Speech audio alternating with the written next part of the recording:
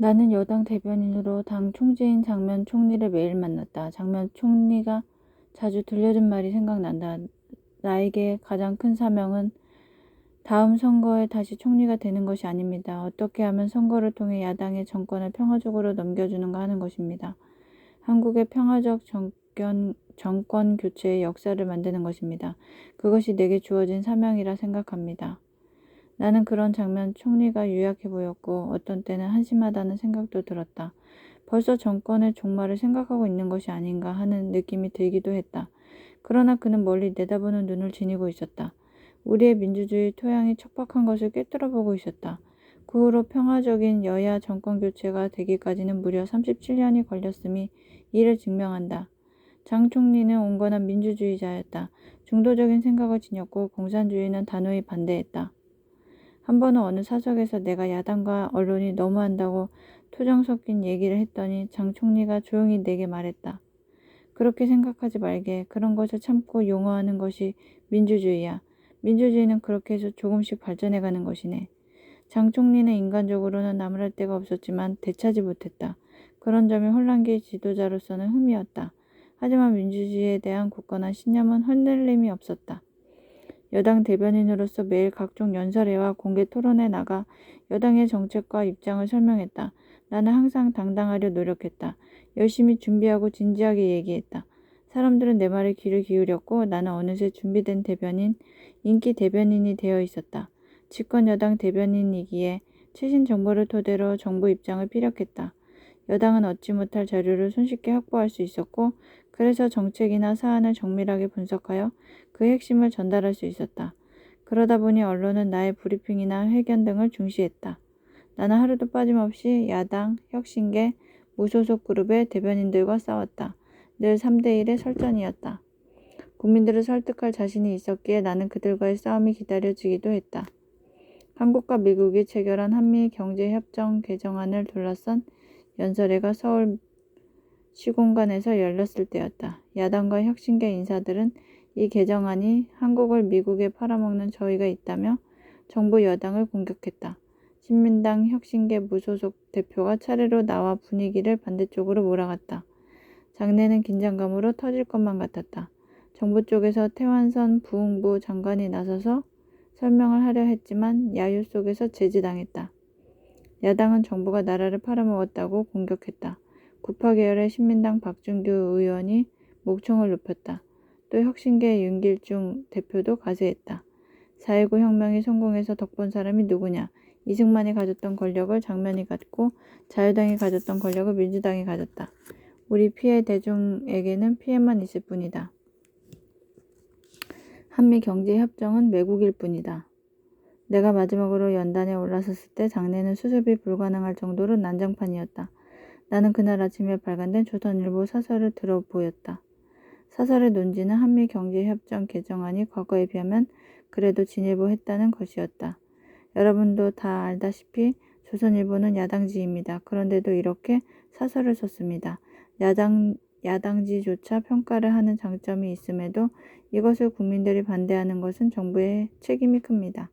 이 내용을 충분히 알리지 않아 생긴 오해는 분명 정부의 잘못이라 생각합니다. 당연히 정부를 감쌀 것으로 여겼던 청중들은 여당 대변인이 정부를 공격하자 귀를 기울이기 시작했다. 이러한 청중의 태도 변화에 당황한 한 사람이 유독 큰 소리로 떠들며 연설을 방해하는 것이 보였다. 그때까지 저자세였던 나는 책상을 내리치며 일갈했다. 거기 당신 일어나 보시오. 4.19가 왜 좋은지 아시오? 왜 4월 혁명이 자랑스러운 것이냔 말이오. 과거 이승만 정권 때는 나만 말할 권리가 있고 너는 말할 권리가 없다고 해서 우리가 싸웠지 않습니까? 이제는 너도 말하고 나도 말할 권리가 있는 시대인데 왜 당신들만 떠들고 나는 말을 못하게 합니까? 그러면 당신네는 모두 이승만 정권으로 돌아간 것 아니요? 당신들은 지금 독재를 하고 있는 것입니다. 당신들의 독선을 위해 학생들이 희생되었다면 이보다 더 억울한 일이 세상에 어디 있겠소. 말을 했으면 들어도 봐야 할 것 아닙니까? 그러자 여기저기서 한마디씩 했다. 조용히 하시오. 말해보시오. 들어봅시다. 장례는 자연히 정리되었다. 나는 말에 힘을 주어 한미관계의 중요성을 설명하고 이 법안 개정안이 나라를 팔아먹는 일이 아님을 설명해 나갔다. 청중들은 제자리에 앉았고 서서히 내 연설에 귀를 기울이기 시작했다. 마침내 청중들은 내 연설에 열렬히 호응해 주었다. 연설이 끝났을 때 박수와 환호성이 나왔다. 당시 현장에서 그 상황을 지켜본 한 신부는 장면 총리에게 가서 총리를 위해서 일을 하는 사람은 김대중 한 사람뿐입니다. 고 얘기를 했다고 한다. 나는 장면 총리로부터 크게 칭찬을 받았다. 이날 이후 혁신계에서는 개정안 반대 시위를 철회했다. 내 연설이 사람들을 움직였던 것이다. 역시 용기는 최대의 미덕이고 진실에 근거한 웅변은 최고의 무기임을 확인할 수 있었다.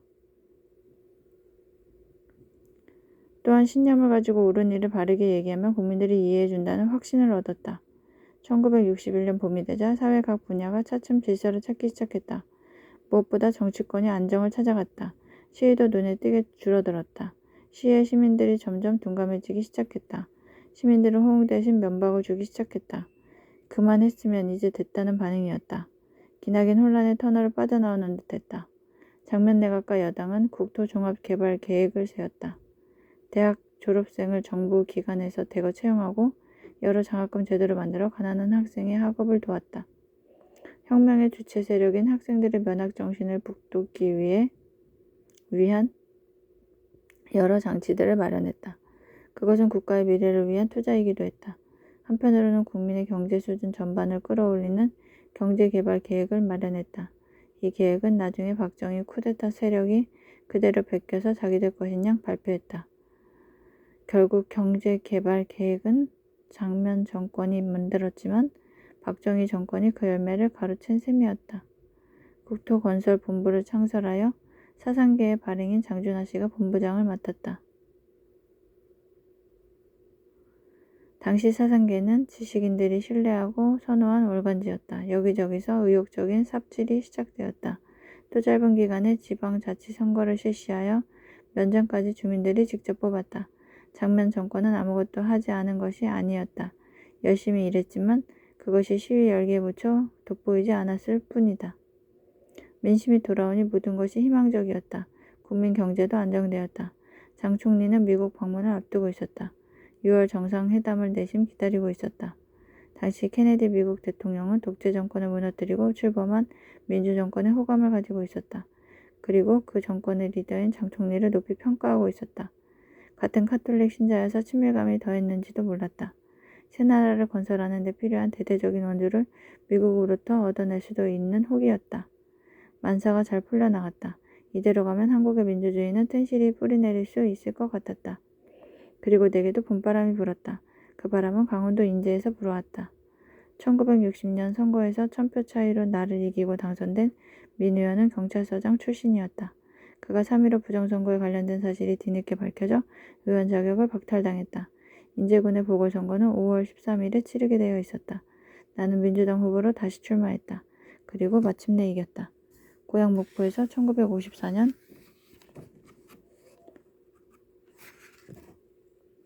낙선한 이래 1958년, 1959년, 1960년 내리 4번의 패배 만에 처음 승리를 맛보았다. 선거판에 뛰어든 지 7년 만이었다.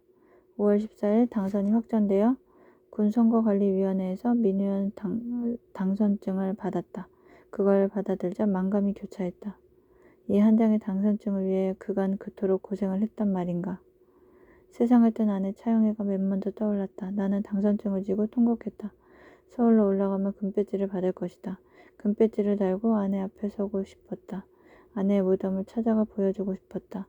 14일, 15일 나는 지친 몸을 이끌고 당선 인사를 다녔다. 주민들은 진심으로 축하해 주었다. 진작 뽑아주지 못해 미안하다는 표정으로 내 손을 잡았다. 따뜻했다. 나는 그런 주민들을 보면서 또 감격했다. 그래서 정치에 뛰어들 때의 각오를 새롭게 떠올렸다. 바른 정치를 펴리라. 저들을 위해 모든 것을 바치리라. 승리의 낮과 밤은 그렇게 지나갔다. 그리고 5월 16일 아침을 맞았다.